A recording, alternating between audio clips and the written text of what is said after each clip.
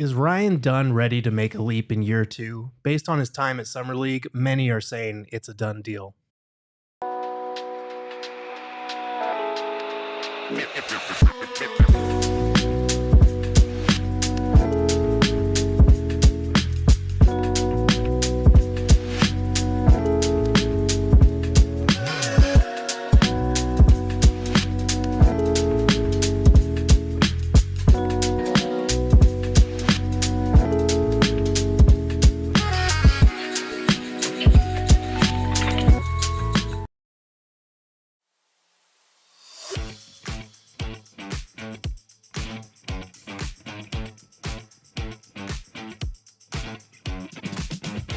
Psychos and sickos, welcome to another edition of the PHNX Suns Podcast, live from Studio K, presented by Circle K and fueled by Circle K. I'm your host, temporarily filling in for Eric, who is still on his vacation, Gerald Bourguet, joined as always by Stephen Pridgeon-Garner and the freckled mamba behind the Mac, who is responsible for one of the greatest thumbnails we've ever seen on this show today, if you haven't already noticed. Stephen, how are you doing today? I'm doing great. It is a fun day. Always fun to talk about skill development and process with both of the sophomores now for the Suns, and Ryan Dunn and Oso Ighodaro. Looking forward to gaining your perspective on your kind of what you saw from them in Summer League and just generally diving into numbers, predicting going forward, and all of that fun stuff. So how about you? How you doing? I'm doing great. I'm excited. Last night, wrote a big, long article over at gophnx.com about Ryan Dunn, Oso Ighodaro, what we saw from them at Summer League, what they've been working on this offseason, the leadership component that both of them kind of stepped into. Fun fact from that article is that outside of Devin Booker, Grayson Allen, and Royce O'Neal, Ryan Dunn and Oso Ighodaro are the two longest tenured Suns on the team now. So always fun when that happens in your second year, right? Yeah, so they're the old guys on the block, I guess, now. That's kind of crazy. They're as familiar with the Suns organization as anyone on the team outside of those three guys. So kind of cool stuff. We're going to get into Ryan Dunn today. Steven and Espo are going to take you through Oso Ighodaro and his side of it later in the week on Friday.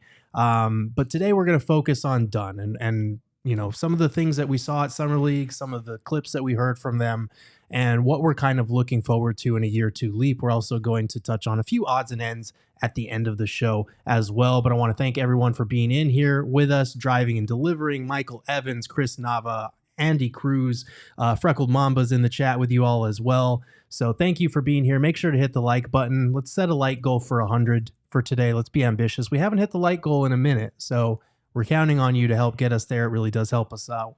Daniel Thomas, welcome.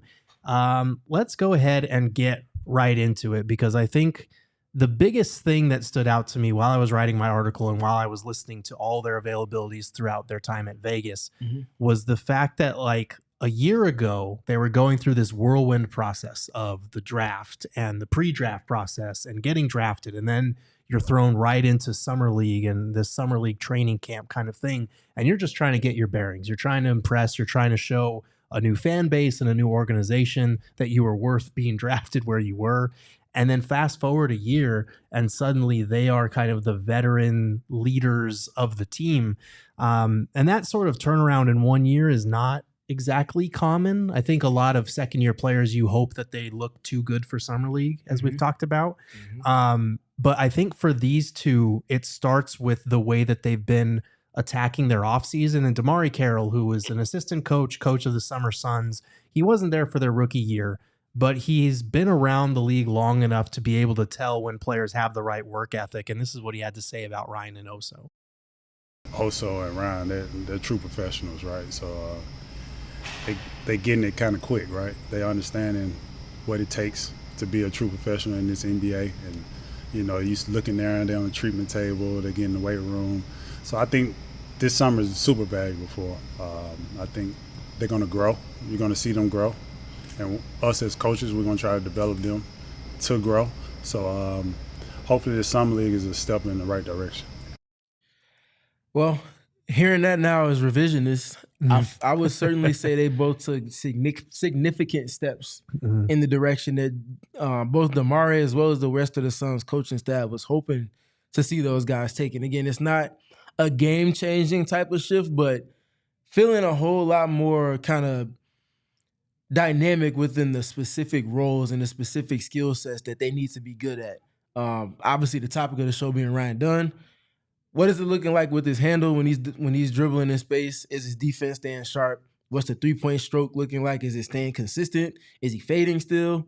What's the footwork like around the basket? Little things like that. And it feels like they both certainly honed in on those specific skill sets. Yeah, absolutely. And I think Oso pointed out that this is kind of their first offseason where they don't have to worry about that whole pre-draft whirlwind and all of that.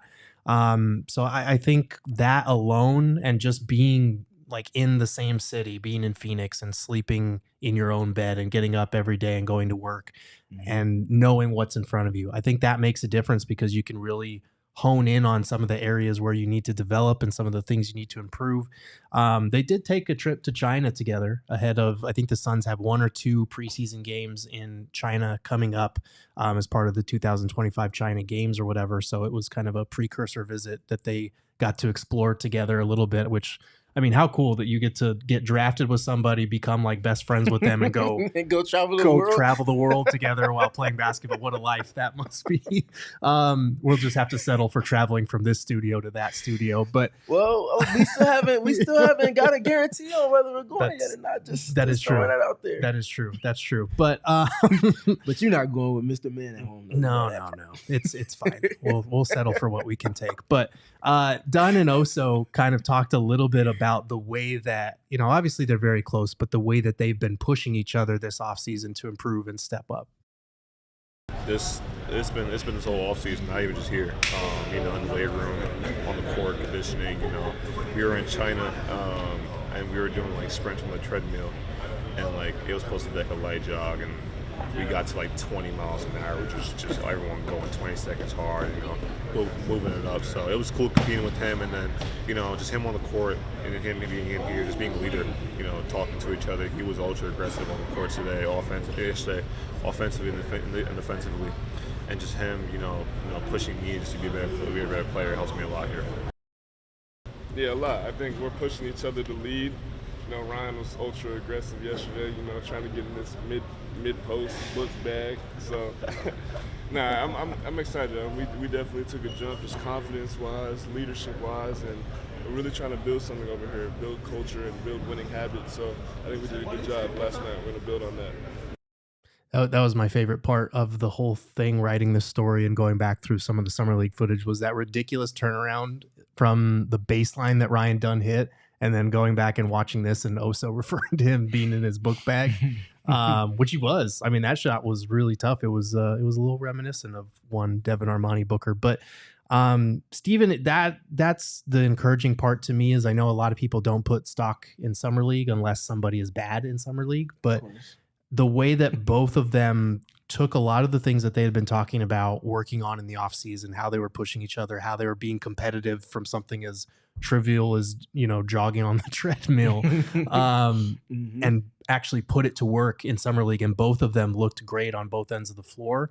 I think that does speak volumes to what DeMarre Carroll was talking about in that first clip, about the way that they've been conducting themselves and carrying themselves like guys that are not second-year players, basically. That's important, because especially for, if you're talking about, like we mentioned, Jordan Knott hoping that the coaching staff and the players selected for the Summer League team to help set a tone, use that as an opportunity to start to build the foundation for everything culture-wise that he's hoping to establish come a month and a half from now. You can't skip those steps. And the fact that he had two kind of lieutenants, in a sense, in Ryan Dunn and Oso Ighodaro, to, on a daily basis, based off of their habits, not just literally tell guys, but show them by their habits what it looks like and what they're trying to work towards. And if you're not aligned there you go, Ayrton. If you're not aligned there, then you're going to be getting in everybody's way. You don't want to be that, especially if you're trying to make a roster. So I think that part is very important. I think competition is very much at the forefront of everything that they're looking to build their foundation with. And those two guys competing on the treadmill, no basketball or anything involved with it, on the treadmill says everything. Yeah, absolutely. And I can confirm, a lot of people in the chat talking about how they're both great with media. Yes, they absolutely are. It's nice when we get them young and they're not seasoned vets that are throwing us cliches all the time or holding us at a distance. These guys are they've been great with us since day one pretty much. But I think all of this is important to kind of put a bow on this. It's important to remember that like this was not the ideal rookie season for either one, despite the flashes that they showed. We've talked at length for multiple shows about how Mike Budenholzer was kind of the only person in the state for whatever reason who didn't recognize how much their athleticism, their defense, their energy made an immediate impact whenever they were on the court. Inexplicably benched Oso, just pretty much took him out of the rotation early on. And then Ryan Dunn, there was like a month-long stretch or whatever it was where he was just he went from being the starter to not playing at all. And it was just kind of inexplicable. So I feel like that on a young player especially can really have an impact. Obviously, they took care of the problem. They fired Mike Budenholzer. They brought in a new coach who's going to be focused a little bit more on internal player development, that type of thing. But that can have an impact on you as a player if you're constantly looking over your shoulder like, oh, I made a mistake. Am I going to get pulled? Am I going to keep playing? So that's why it was really important to me to hear Ryan Dunn going into Summer League talk about how his focus involved not being afraid to fail. And as for me, just learning the game more, seeing the game slow down, whether it's the ball in my hands or not, just learning how to be more aggressive, learning to fail. I think that's the biggest thing for me, and learning, turning the ball over is okay. Just getting back on defense, not thinking about it too much, not having that pressure that I need to make the right play. Just make the right play and hopefully make the right play. If not, just go back and try to get it back. This is great growth from a player that, we can just call a spade, was done a significant disservice last season with the ways in which he was featured. To have a player that wasn't doing anything wrong thrusted into a starting lineup situation he was put there, 10% because of what he was doing and 90% because he was trying to prove a point to someone else who we ultimately learned you were trying to play games with, trying to play mental games with. Right. Like, that's a mess. And then to see him go to that role, do decent, especially for someone that is a rookie, and then get taken back and not just scaled back, but also taken completely out of the rotation, and then get put back into the rotation in March after spending 2 weeks playing 20-some-odd seconds of the end of quarters. Come on. That's a lot. That's a lot to deal with, man. Yeah. If you're not sharp and strong mentally and confident in yourself, that's enough to sway a lot of guys out of the league in terms of them not being confident, so the skill is not getting developed. Then you get to a second season, you're leaving a lot more to be desired, and you don't finish out the rest of your rookie scale contract. That's enough to do that for a lot of guys. So the fact that Ryan has the head on his shoulders that he does, and that he's not just has that part, but there is the skill development that's tangible we can all see and assess from Summer League, speaks a lot to his character and just kind of where his trajectory is kind of headed right now too. Yeah, it absolutely does. And I'm glad that he has that within him, but I'm also glad that feels like something when you hear a player talk like that, it's not necessarily just coming from within. You know that he's being told that from the organization, from the new coaching staff. Like they're making sure that they're doing everything to build him back up. So I think that is important to me as well, because we've heard Brian Gregory and Matt Ishbia talk at length about wanting to put more of an emphasis on the player development, the internal growth side of things.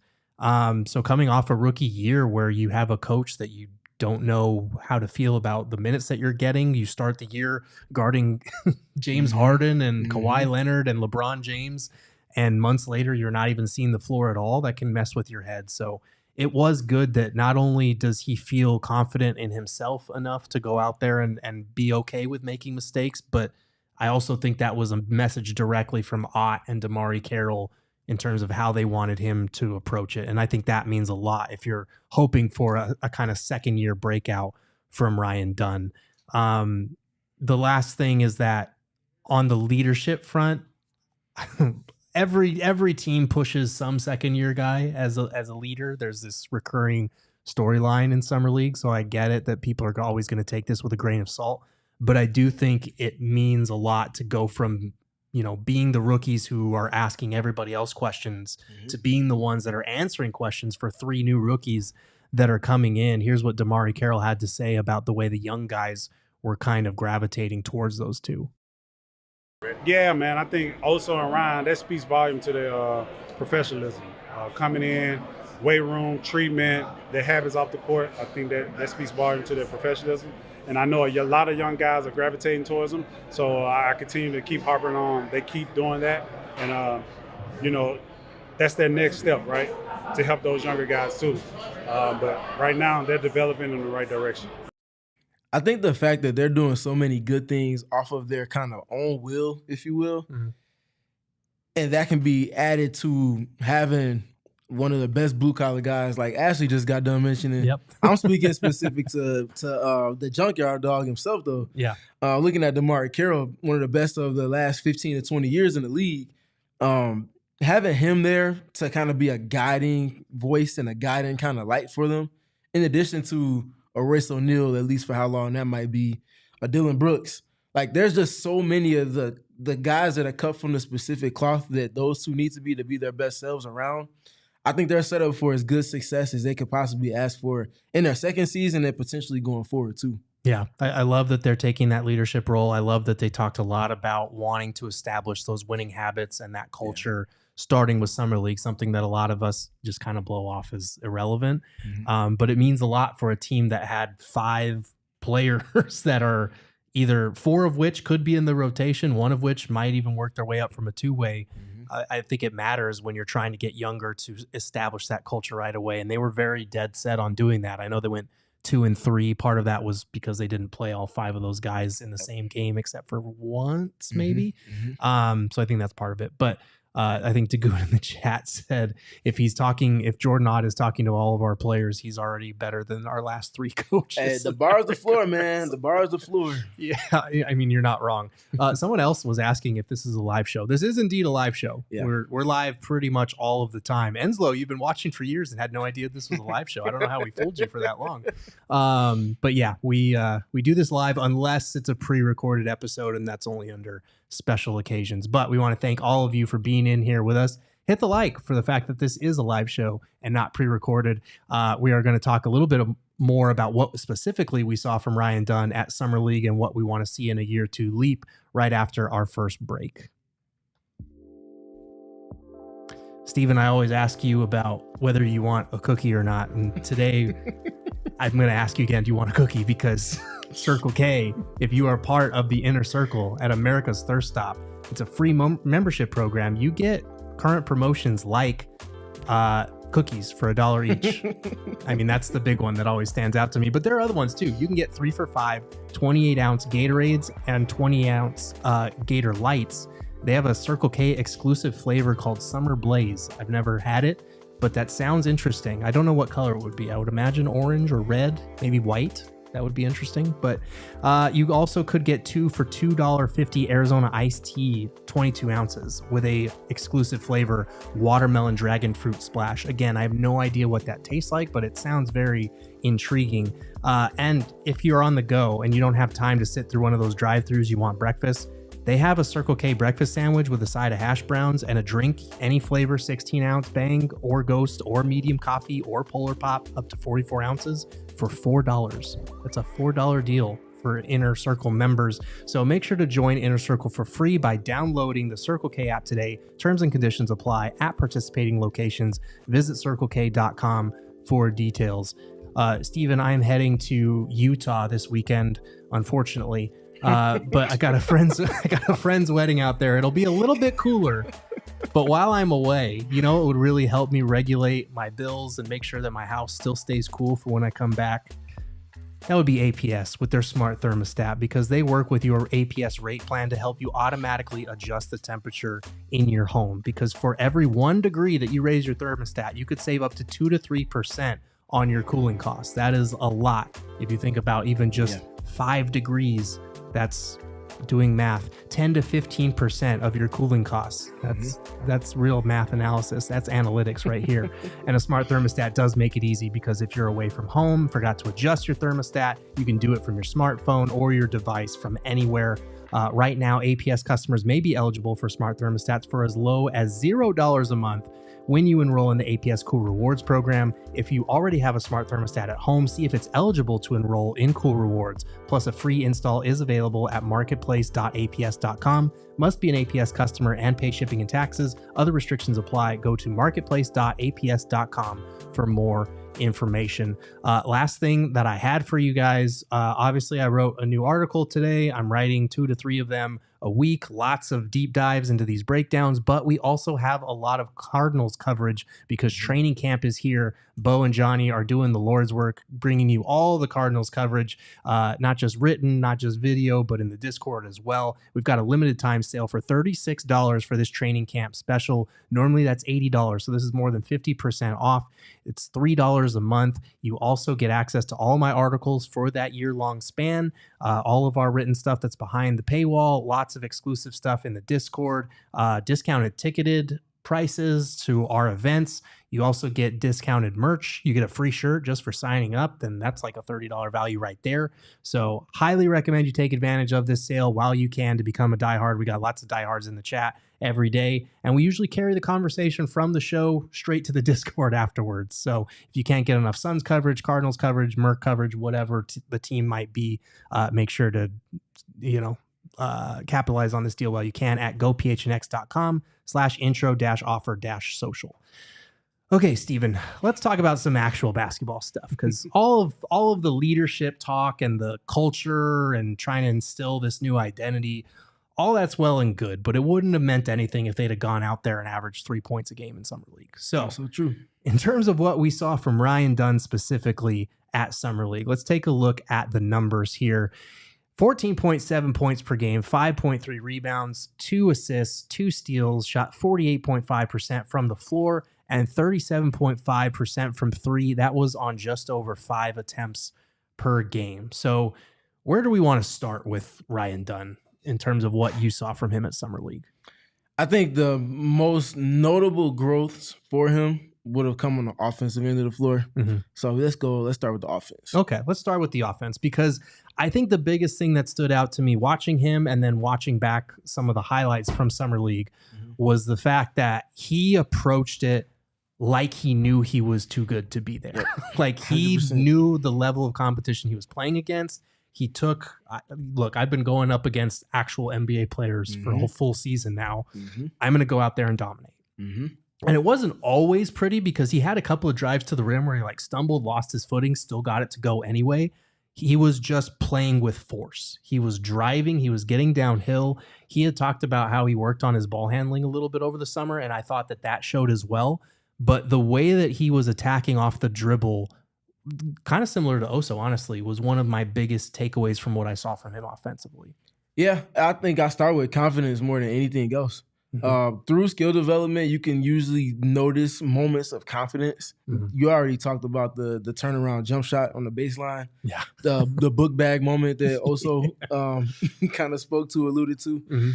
You don't get to that point without having put in hours and hours, not just on the court, but mentally running through reps, running through what you would do in this situation if you're defended this way, or in that situation if you're defended that way. These are all just reps, time under tension, time under pressure.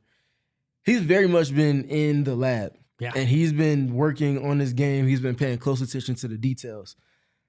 I definitely enjoyed the confidence part more than anything, but looking at specific skills, definitely the ability to get downhill in ways past just generating it off of his own dribble.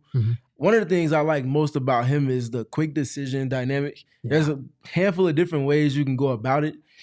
But for him, the stampede and the catch. So if you think about a wide receiver, you always talk to meet the pass, not wait for it to get to you. He does it in a couple of different ways. If a defender is in one scenario, he'll let the ball come to him, but take that momentum and go the direction the pass is headed towards through him. Or he'll cut the angle down and kind of run through the catch. The decision-making on that and how it creates new advantage in situations where last season he would catch it, hold it, the defense hasn't done anything, and the clock is just tick, tick, tick, tick, tick. Right. He's kind of cutting down those hold it moments, and when he is holding it, it's with intention. And I think that part is as important as anything. That's a great observation, because it felt like the ball did not stick in his hands very often. And he was coming, like you're always taught in basketball, come to meet the pass, but it's at a much different level in the pros when you can do that. And like you said, like a wide receiver kind of cut that angle and shorten the distance and get an advantage on the defense that's still trying to react to where the ball is being thrown. I think we saw that a couple of times on some of his rolls where he was rolling to the basket, yes, but he was rolling in a way that it was closer to the ball, and that streamlined the whole process of getting to the rim and finishing there before the defense could even react. So I think that was one of the biggest takeaways, was the way that he was playing with that sense of urgency in every facet. He was getting downhill. He was meeting the ball. He was doing all these different things. But like you said, that doesn't just come out of nowhere. Like, especially, yes, obviously something like the incredible turnaround shot that he hit. It takes a lot of practice. He doesn't just, Ryan doesn't just pull that out of the bottom of his bag out of nowhere. But he has been working on a lot of different things this season. Here's what he had to say when he was asked what specifically he's been working on. A whole lot and a little bit of everything. Like you said, first it was my body and speed, and now it's just, shooting. Obviously, try to get that more consistent.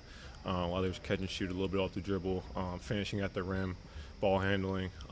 Now it's just a great way in live reps, getting live play, trying to limit turnovers, making the right passes. A lot of it's driving off the catch, or, maybe in the pick and roll with man-man, and also just trying to make the right pass for them or in the backside. Yeah, so I think it's important to know when guys are looking at what to work on over the course of a off-season schedule or off-season portion, when he can be specific in having a couple of things that he wants to speak to, that shows attention to detail, because I think a lot of times you can get lost because there's so much to work on. If you just kind of want to work on everything, you'll realize that after trying to work on everything for 3.5 to 4 months, you've only made a certain percentage of improvement because it's just so much. Rather than thinking, okay, if I want to be my best self with this team in this team context, if coach is asking me to do X, Y, Z, let's focus on X, Y, Z, save ABC for days where I want to scale it back some. You can be more organized that way.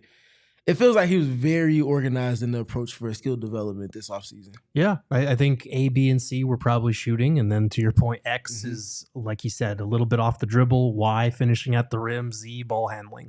And we saw all those things on display at Summer League. So that's really encouraging. And he even touched on driving off the catch, maybe in the pick and roll, looking for guys on the backside.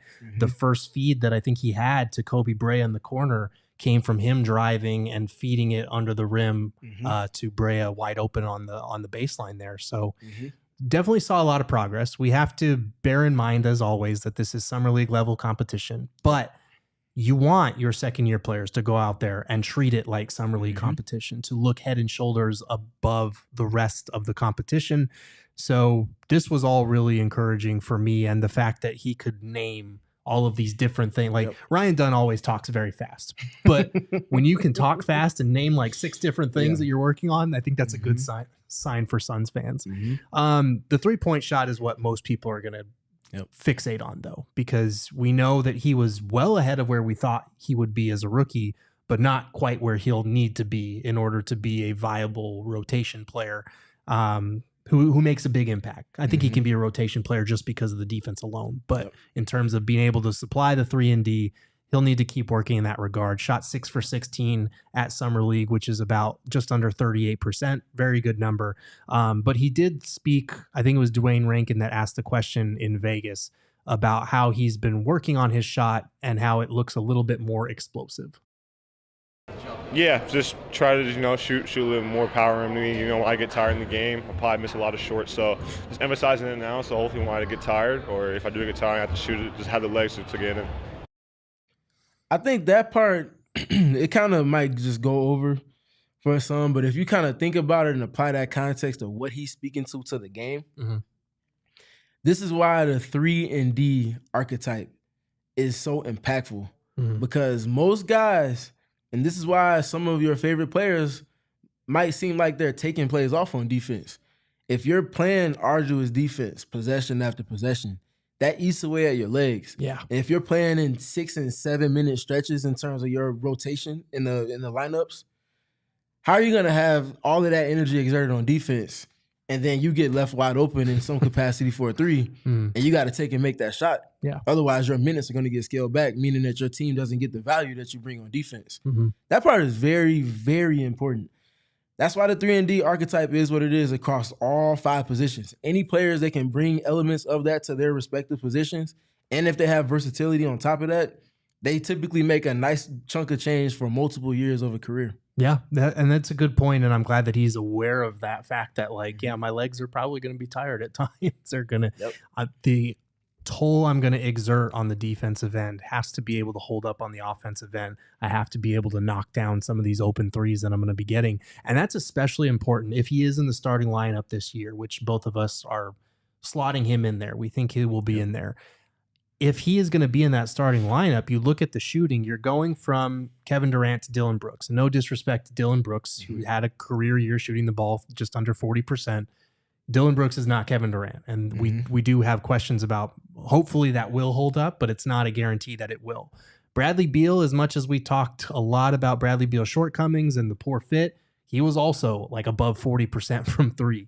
So you are replacing 2 high volume, above 40% 3-point shooters with Dillon Brooks. You got Ryan Dunn in there. You got Jalen Green, who takes a lot of threes, but was not efficient on those threes.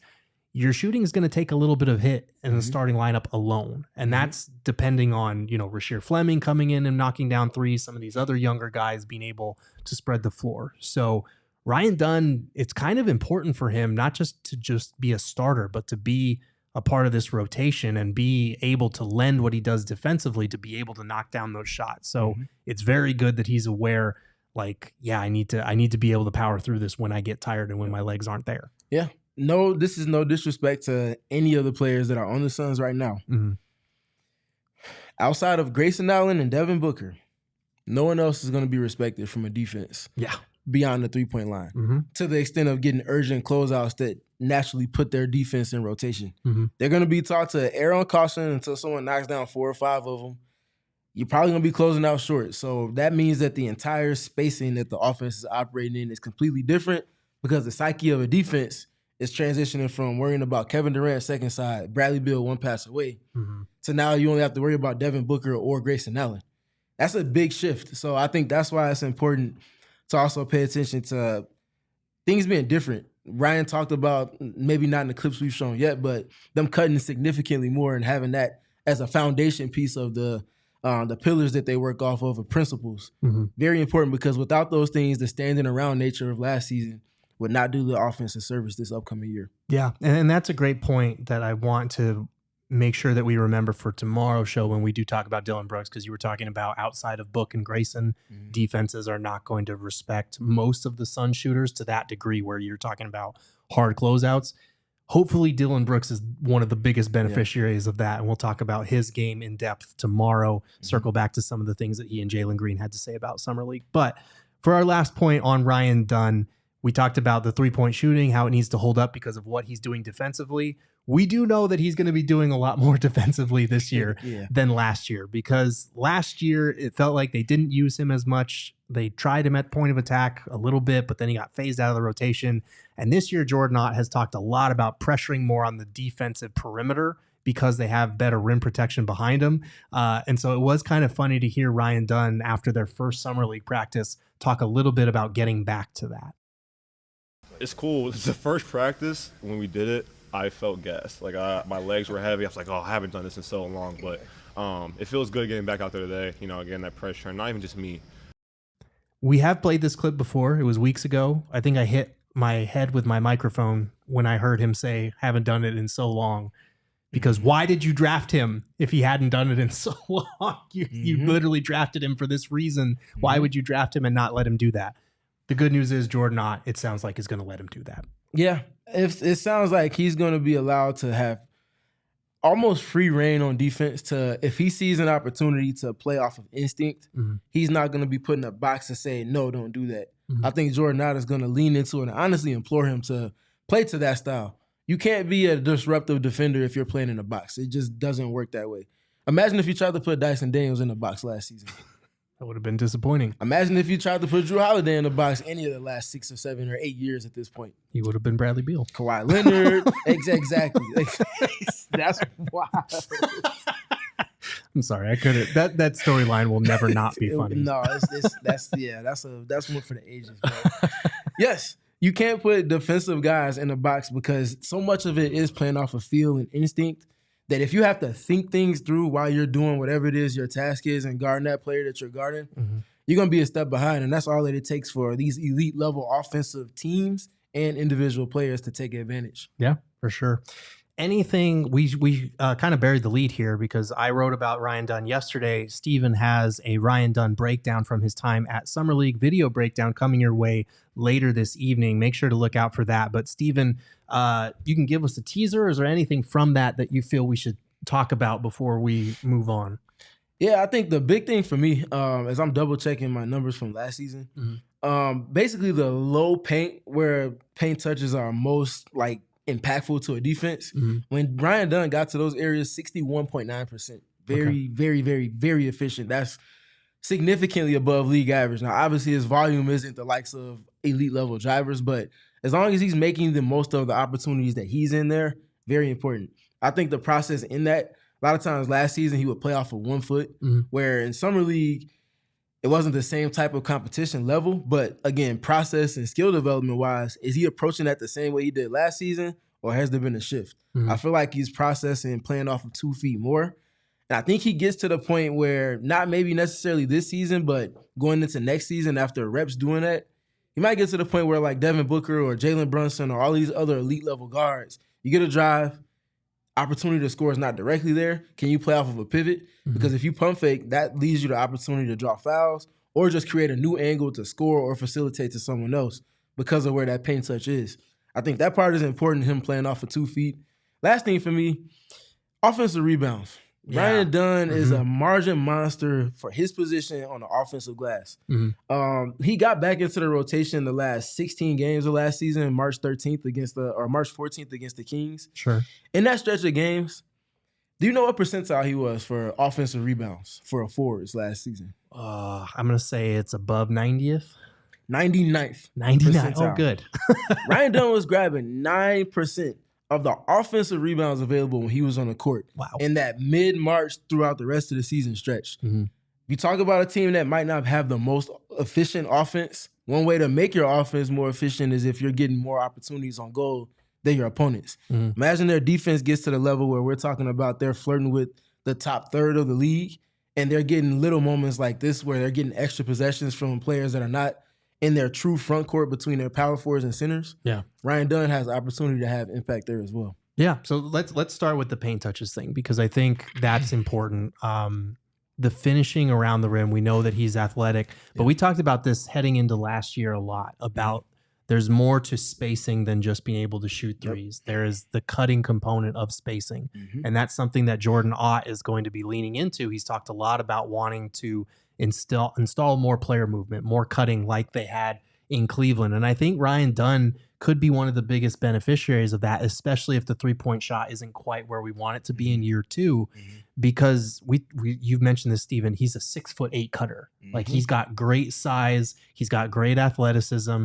He should be able to finish around the rim at a very high clip given those traits. So if he's able to time his cuts and to figure out when to cut, where to cut, a guy like Devin Booker or Grayson Allen and hopefully a Jalen Green is going to be able to find him in those spots, be able to capitalize on the attention that they're getting defensively. And that's a way for him to get easy buckets. The other one you already touched on, the offensive glass. And we saw that at Summer League a lot. He had a lot of offensive putbacks to where it was like, this dude is a demon on the offensive glass right now. And you go back and watch last year's footage, and he had a lot of putback slams. He had a lot, especially that stretch that you're talking about, the last 16 or 17 games, whatever it was. He was putting that to good use. And I think it was like 5.3 rebounds or whatever it was at Summer League. That's really encouraging to me because he's 6'8". You're going to need him, especially if he's starting, to be active on the offensive glass. Yes, the defensive glass as well. And the last thing defensively, we touched on how he's going to be more aggressive on the perimeter. They're going to tap into that a little bit more. 2 steals a game in Summer League.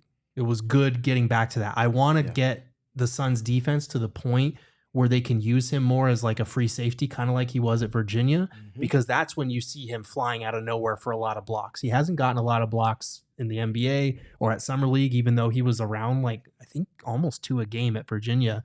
I want to see the Suns defense get to a point where they don't have to rely on him to just be the on-ball guy, where they can lean into him as kind of like a free safety, Troy Polamalu, or I'm sorry, Ed Reed type. Yeah, that's right. 2 sides of the divide on that one. We got a Steeler fan on the show now, so do we? Oh man! All right, let's go. Sorry, you're outnumbered. Make Troy, better like choices. a Troy Polamalu. That's tough, Steven. You're in enemy territory, man. That hurts.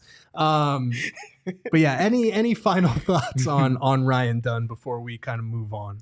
I think, of course, you always want to temper it to a certain extent, but with Ryan Dunn defending at the point of attack in Summer League, it felt like more than any point last season, you could really feel his size, like his true stature, almost 7-foot wingspan. I think he might be, 6'9", 6'10" wingspan with the 6'8" frame in terms of height. You could feel his impact on the ball in a way that was maybe a little different than last season. I think I attribute some of that to his strength, but also the discernment to get into airspace, but do so without fouling. And that part is very important. I think the screen navigation part too. I think he might be better suited as a roamer off the ball, being able to kind of play more like LeBron instead of being a Drew Holiday point of attack latent guy. He can do both for sure, but I think he might be better suited for the former than the latter there. Yeah. But if he is point of attacking, how much of his body is getting clipped when he's navigating screens? Is he getting skinny enough to where his hip is not getting caught on screens and he's not conceding leverage? I think he did a really good job containing. A couple of times he got clipped on the screen, but the multiple efforts and his size allowed for him to kind of have those rear view contests. Those are the things that are very, very important if you have bigs that are going to be in drop coverage more often than not. And then the last big thing for me with them, having those functional skills to put in tandem with your top tier skills. So if you say someone's a 3-point shooter, can you do that while having great relocation? Can you be a good screener that kind of manipulates space for yourself? For Ryan Dunn, obviously being a good cutter, what goes in tandem with cutting if you're spending a lot of time in the paint on offense? Offensive rebounds.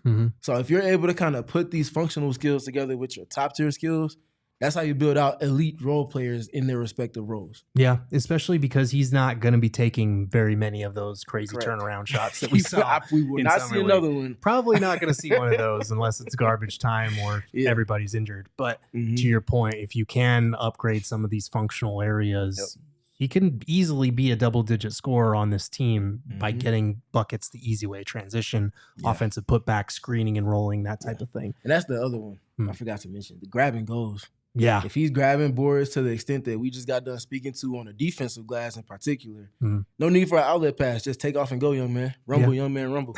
Absolutely. Last thing before we wrap this up. So last year, Ryan Dunn averaged 6.9 points, 3.6 rebounds, shot 43% from the floor and 31% from three. I don't think he's going to come out here and have some most improved player type of season. I don't think that's in his bag. I think he's improving his offensive skill set and being able to do some things with the ball in his hands. But I think we're still more than a year away from that being part of who he is. What, in your mind, if you're just talking numbers, would constitute a leap of some sort for Ryan Dunn next year? So going back to that mid-March, the rest of the season stretch, 6 attempts from deep, 32.3%. If he stays consistent at that 6 attempts and it gets closer to 2.5 and that efficiency bumps up, that allows for his impact generally on the game to hit differently. Maybe he gets to the point where against certain teams or in certain stretches of games, if he's knocked down 8 threes in a 7-game stretch or 6-game stretch, maybe teams start running him off the line a little bit more from the 3-point line. If he's getting that extra step in the closeouts and that handle, functional skills, 3-point shooting gets better, your handle improves. Now you can attack closeouts more effectively. And now you're playing off of 2 feet going downhill too. I think there's opportunity for him to score more. Yeah. And if he's getting to the free throw line in particular, because he's playing off of 2 feet more, I think there's a lot of opportunity for him to be a double-digit scorer this season. I agree. I think a leap would look like, around 15 points a game, like 38% from three. He's attacking the offensive glass. He's locking guys down defensively. Yeah. He's a starter all season. Mm-hmm. I don't know if that's realistic. I'm putting kind of the bar. I expect him to be a double-digit scorer, especially if he is in that starting role. Sure. If he's not in the starting role, then I would probably amend that a little bit. But if we're assuming, which we are, that he's going to be the starter, I want to see at least 10 points a game. I want to see around 5 rebounds a game. And I'm hoping that the 3-point percentage can jump from like 31 to 35, 36. Yep. Like that's a sizable jump. I know it doesn't sound like a lot. That's still about average or subpar, but a 5% jump is nothing to scoff at, especially jumping into a full-time starting role with the defensive toll that he's going to exert every night. I would be happy with that. Yep. And I think it's important to note that, again, he's still a couple of years away from maybe being able to do some of the stuff in Summer League that we saw in the NBA. So I think all of that's important to note. I don't know if 15 is realistic, but maybe 10 to 12 if he's a starter. I don't think that's out of the realm of possibility. Yep, I agree. Good. Well, we are going to move on to a couple of odds and ends, but first we're going to take our final break. Listen, guys, the Suns have renamed their home court arena multiple times, but just like the Suns need a home court advantage with a building that we know what the name is, your home needs a home floor advantage. And we do know the name of the people that can provide it, because that is Empire Today. They are flooring experts. They have dedicated flooring professionals who focus on that every single day. We've been to the big box stores. If you have a home project and you're trying to upgrade your flooring, sometimes you'll be walking around that store looking for someone to help, and then you finally find somebody and they don't even know what they're talking about. So Empire Today is your best bet for a new floor, because they live and breathe flooring, and they'll be with you every step of the way. Their flooring experts bring the showroom right to your home, so you can pick the right flooring and right colors for your space. You can get the right dimensions. You can see how it all is going to look in your home. So make sure you schedule a free in-home estimate today, because some things are just better at home. PHNX listeners can receive a $350 discount when using promo code PHNX. Yes, you heard that right. A $350 discount with code PHNX. Restrictions apply. Visit EmpireToday.com/PHNX for full details. I also want to tell you about our friends over at Mountain America Credit Union. They have 100 branches throughout the West and more than 1 million members. And you can get 2 times the points on rewards credit card purchases through July 31st. That is 2 days away. So you have 2 days to jump on this. The clock is ticking, but you can use this rewards card and watch the points pile up. It's perfect for gas, groceries, travel, home projects, all of their purchases. Let's say you go to Empire Today and get some new flooring. Make sure you use it with your Mountain America Credit Union, because this promotion is an easy way to stretch your dollar, since you earn twice as many rewards. You can redeem your double points for more rewards like travel rebates, gift cards, event tickets, etc. But this is for a limited time only. You only got 2 more days, so take advantage while you can. The details are at macu.com/double. Loans on approved credit. Offer can change or be withdrawn at any time. Limited time offer. Terms and conditions apply. All right, Steven, we're coming to the end of the show here, but I know it's a lot of fun on this show. I'm kind of sad that I won't be here on Friday, but again, I have to go to Sandy, Utah. So I love these people. I would clearly love these people that I'm going to their wedding, that I'm going to Utah for it. But this is actually something that you brought to our attention, because we've talked about the coaching staff. We actually talked about it yesterday a little bit, answering a question. I don't think the coaching staff is by any means done. We probably would have gotten a press release of some sort announcing who all the additions to Jordan Ott's coaching staff are if it was done. But we do know that Jesse Mermuys is going to be kind of the main assistant for Jordan Ott. And a lot of people weren't familiar with his name, weren't familiar with his game. He's coming from the Orlando Magic, and that's pretty much all that a lot of people knew about him. But you were able to get some insight from Nate Tibbetts on him. Yeah, so for those of you that don't know, Nate Tibbetts is the head coach of the Phoenix Mercury. Brought into head coaching on the women's side last season, so this is his second year. Spent time overlapping with Jesse in Orlando a handful of years ago. And he spoke glowingly about what Jesse's going to bring to Jordan Knott's coaching staff as well as the team culture that they're looking to establish. So here's Nate Tibbetts on all that he kind of gleaned from his time spent with Jesse. Time with Jesse, is it Jesse Mermuys in Orlando? Yeah. Do you have any insight that you had from time spent with him about what he potentially would bring to the Suns? Yeah, I think Jesse's a great hire for the Suns. It's a young staff that they have, and Jesse has been around. He's seen a lot. He's been a head coach in the G League. He's been with different organizations, different great head coaches. He's definitely going to be a resource for Jordan to throw things at. I know he's excited to get here. We've already spent time with him and his family, and they're natives of Arizona, so they're really excited to be back. So very, very refreshing to hear that there's another forward-thinking, aggressive-minded, very in tune with the times and how to stay ahead of them layer of the coaching staff. You have the head coach who everybody's basically called a sicko and a psycho and a lab rat, but also very personable, but very competitive too. It sounds like there's some copy and paste there. Yeah. And I think if you're talking about a coaching staff, not just individuals in that, but the entire comprehensive unit, the entire faction moving as one, if that's something that's consistent across multiple pieces, preparation is something that is going to help this team maybe navigate some things that a team that's being newly built would have issues with going forward into the season. Yeah, I think you look at the last couple of coaches that the Suns have hired. They went for the established championship experience level coaches. And I think there is something to be said for coaches that have carved out a career for themselves, that have achieved championship success, that have done things a certain way, and it's yielded the results that they wanted. However, there's also the double-edged sword of that in terms of getting complacent or relying too much on what has worked and being unable to change to adapt with the league is constantly evolving. You talk to anybody in the NBA, they will tell you that it's constantly evolving. Yes, it's a copycat league, but you need guys who are going to be able to see where it's going, see the current trends, and get ahead of the next one. And that is basically how Jordan Knott has been billed to us. And that's basically what we're hearing about Jesse Mermuys as well. So as much as like sometimes it can be like Cat Williams, you're trying stuff and it doesn't work. You also need to try stuff for the sake of trying stuff so that you can get ahead of where the game is heading.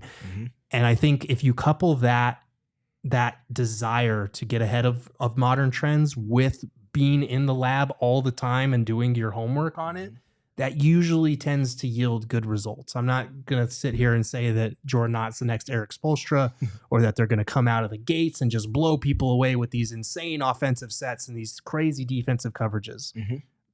That the margins are very slim for that type of thing, but it should make an impact, especially for a younger team that has a lot of guys that probably need to be put in the right spots in order to succeed. Yeah, Gerald won't tell you that he's going to be the next Eric Spoelstra, but Steven will tell you that he hails from the very same depths of the film room.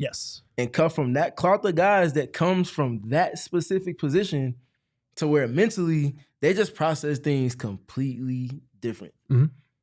Having to be in charge of scouting reports and understanding what teams do, their tendencies, how to take those things away, and everybody kind of coming to you as the person to relay information that they then build out game plans for. And then in turn, it shows up in results of playoff series.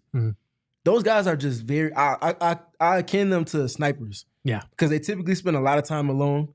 And they're very, very, very precise with how they go about doing things. There's never too much of anything, but there's just enough of it all across the board to where messages get across in a certain type of manner and it kind of gets buy-in. And that buy-in part is as important as anything as a head coach, because you can show analytics, you can do all of this fun, cool, cute, personable stuff.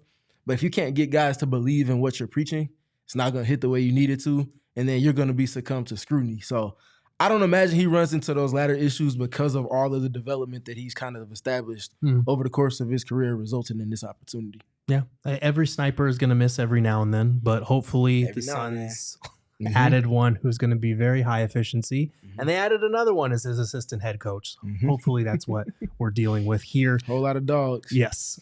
We got a super chat from Altex, $5 super chat. Thank you, Altex. It's been a while. Miss y'all. It's old news, but y'all probably know how I feel about Beal leaving. I'm hurt, sad, and angry all at once. I miss him. For those who are not familiar, Altex is a St. Louis native, which is also where Bradley Beal is from. So this is not a sarcastic comment. He does mean this. I am very sorry, Altex. I will say this. I think that the fan base relationship with Bradley Beal really sucked at the end. It was hard to cover. It was hard to watch. There's a reason that the man's goodbye to Suns and the Suns fans was a peace emoji. I think he's happier now, him and his family in LA. So hopefully he kills it out there. But I love your perspective because it's very unique to the Suns fan base. That's how I'll put it. For sure. As someone covering the team that's indifferent on Beal, just because it's not my job to like him or not like him. Right. For your sake, he has the opportunity to win next season at the biggest level. So he does. Obviously, maybe you wanted to see him here in Phoenix. I don't know where he stays, but to see one of your favorite players be on the team in a winning situation, potential-wise next season, that's pretty much as much as you could ask for. Yes. And this is the most talented Bradley Beal's been on the team with this Clippers team.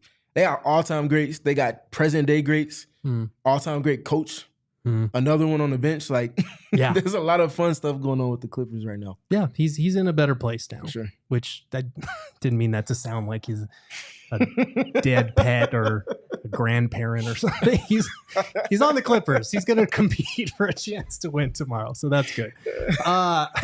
Last thing before we get out of here. We got this from Marc Stein, I believe last evening. He had mentioned that the Suns, obviously the main contender for Chris Paul was LA and Phoenix. And Phoenix was a serious threat to pull him from LA, even though his family is situated in LA. And the Suns opted to pursue Marcus Smart instead of Chris Paul. Smart obviously choosing the Lakers over Phoenix. And then the Suns kind of pivoted into claiming Jordan Goodwin off waivers and signing Jared Butler to the non-guaranteed contract. Word is Phoenix, having just hired a first-time head coach in Jordan Ott, wasn't certain that Paul's considerable voice and presence would slot right in. Steven, I think we might have mixed feelings on this because I think both of us were on board with bringing Chris Paul back. I think it said in that article from Marc Stein that Devin Booker was on board with the idea of it. I do think there is something to what Stein is talking about. I'm inclined to say that, like, when it comes to Chris Paul, his voice he's as close to infallible a basketball mind and voice as we've seen the game ever have. So if a coach and Chris Paul are clashing, most of the time I'm probably going to lean towards Chris Paul, which is crazy. But I also can understand why that would maybe not be the most desirable thing to bring into a situation where you have a first-year head coach and a lot of young players who you kind of want them to look to that coach as the authority figure on the team. Does that make sense? Am I crazy for that? I kind of understand the thinking behind it. I still think they should have signed him, but what are your thoughts on that? So I understand the thinking on it. I want to preface with that. However, and this is not me speaking as a Chris Paul fan. Sure. This is me speaking as an understander of how Chris Paul raises the level of play for every franchise he's been a part of. This Suns team that he would have been coming into would have been akin to the Oklahoma City team that he was a part of. And I think it was 2019, 2020. If you're able to have that reach that helps make the head coach's job that much more easy, to where he doesn't have to worry about certain instances because you know you have a vet that's all-time great in terms of leadership, yet alone in skill, to kind of lean into more, I think that helps to make everything more seamless in terms of the approach to the game, establishing principles and the foundation, all of those things. So I feel like it's a missed opportunity. Not enough to where I'm like up in arms, like, oh my God, how could you do that? But at the same time, I do think that's an opportunity to better position Jordan Ott. Yeah, I kind of agree with you on that. I do think at times Chris Paul's brand of leadership can come off a tad abrasive, a tad combative. It's not for everyone. And I don't think that necessarily means that Jordan Ott and them were like ducking from that or whatever. It's going to, like, I'm not up here saying that like Jordan Ott didn't want the smoke from the point guard. Right. But I do kind of understand where they were coming from in that regard. I do want to thank all of our TV viewers. Remember that the party always continues over at gophnx.com. That means it is time for overtime. We don't have too much more to go through here, Steven, but there was a comment in the chat. I think we got a super chat from Huzman. Thank you for your $5 super chat. Do you think Suns will have study sessions on how to help Book win double team so it's not a cross-court pass? So I think, Huzman, this is one of those situations where there's a narrative about Devin Booker with the double team thing. I don't think that viral clip from years ago, like 15 double years ago teaming and point. pickup has helped that whole conversation.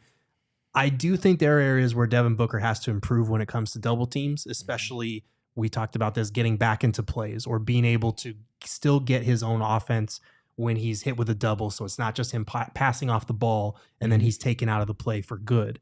But our friends over at the All City NBA podcast actually put out this tweet yesterday morning, dealing with the 10 players who were double teamed the most last season.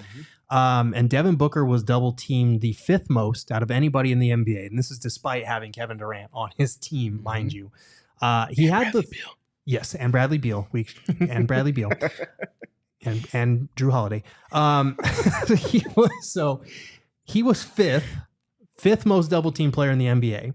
He had the 3rd highest assist percentage of those 10 players that were the most double teamed in the NBA. So he was behind only Nikola Jokic and Cade Cunningham in terms of their assist percentage with how often that they were double teamed. He also had a very low turnover percentage out of that. The problem was, so you talk about all of these guys that were double teamed. Jokic, in terms of their shot percentage out of double teams, Jokic was like 36.5%. Alperen Şengün, 36.9%. Cat, a ridiculous 53.8%. That dude just shot over double teams. He didn't care. Giannis, 39.4%. Anthony Edwards, 30.4%. Ivica Zubac, 42.6%. All of these guys in like the 30s, 40s, 20s at worst. Devin Booker was the lowest of that 10 with 19.4%. He doesn't have the size because a lot of these guys that I mentioned are centers. So if they're double teamed, they can find ways in the post to get their shots off. He doesn't have the size or the athleticism that some of these guys have, like a Giannis, or the vision that like a Jokic has. He's got to find a way to work around some of these double teams so that he can still get to his offense and it doesn't completely take him out. But in terms of the passing out of those double teams, we've talked about how he led the league in secondary assists, in 3-point assists. Those are good measures of a player's ability to get off the ball and allow his teammates to capitalize on those advantages. So while I do think there are areas that he can improve out of double teams, I don't know that throwing a cross-court pass is one of them, because a lot of times it was yielding good results. And that's the thing. Oftentimes, the most open pass off a double team is going to be that opposite corner pass from where a double team takes place. The question of speed on the pass, the pace on the pass, and accuracy is another conversation. But if you can get it there and get it through the weeds, almost like hitting a post over the middle of a cover 2, if you got the arm to get it there, it has to have a certain type of touch. But if you're double teaming someone that's right-handed when they're going to their left hand, what does the zip on that pass from a right-handed player dribbling to their left look like in comparison to that right-handed player making that pass to their right side? Yeah. It's significantly different unless you're talking about LeBron James, Nikola Jokic, or Luka Doncic across the history of the league. Yeah. So teams are intentional about, they'll flat hedge with Devin Booker going to his right, but if he's going to his left, that double team would be more aggressive because it's just harder to make those passes. There's more error to be made there. Those are the little sicko moments that we're talking about with guys that come from the film room and people that are in charge of scouting reports kind of go through. I imagine him and Jordan not have conversations about spacing off of double teams. Some players like a more stagnant spacing, like LeBron or Luka, whereas some other players like Nikola Jokic can see through double teams, so you can have movement, which naturally makes it harder for a team to defend in 3-on-4 outside of the double team. So kind of a condensed way of saying there's a lot to talk through. It's not just Devin Booker, but he can certainly be better with that for sure. Yeah, and he's alluded to it a lot in terms of guys not being in the right spots when it comes to double teams and guys not knowing where to be, and that the spacing out of those needs to be correct. So he has his share of frustration in terms of yes, he's going to have some turnovers. He's going to have some bad passes out of double teams. That's going to happen to every player in the league. Yes. But you're getting that attention for multiple reasons, guys. I need y'all to understand that part, though, too. Exactly. We got another super chat from Altex. Thank you for your $5 follow-up super chat. I will tinfoil hat and die on the hill that none of this was Beal's fault. And then he said, injuries happen. We aren't paying him. And dude moved his wife and 3 kids from DC to Phoenix. He exercised his rights and wants to stay here, yet people wanted him out. Make it make sense. I think everyone involved bears some brunt of the blame here, because absolutely, as much as injuries are out of a guy's control, I will not hold that against him as much as a lot of fans here might. I think it can be unfair. I do think there were some instances where it's like, man, he's still out again. It's tough. But the whole we aren't paying him thing, they are paying him for the next 5 years now. So that one's tough. I won't get into this with you because we want to end the show on a positive note, and just saying the name Bradley Beal now is like lighting a trash can on fire and running away. So we're going to call it a day for today's show. Tomorrow, we're going to be diving into more of Dillon Brooks' game. I'll have a breakdown on the written side about Brooks. We're going to talk a little bit about what Brooks and Jalen Green had to say about the trade at Summer League. Steven also, like I said earlier in the show, has a video breakdown coming out later tonight. He and the Freckled Mamba were in the lab cooking up something special for all of you today. So make sure to check that out as well. It goes great with the Ryan Dunn and Oso Ighodaro, that article that I wrote earlier this morning. If you haven't checked that out, become a diehard member because we are doing a sale on it right now. But that's going to do it for this edition of the PHNX Suns podcast. Make sure to follow Ayrton at Freckled Mamba on Twitter. You can follow me at Gerald Bourguet. You can follow Steven at StevenPG3, and you can follow the show at PHNX_Suns. See y'all tomorrow. We all silly like the mayor.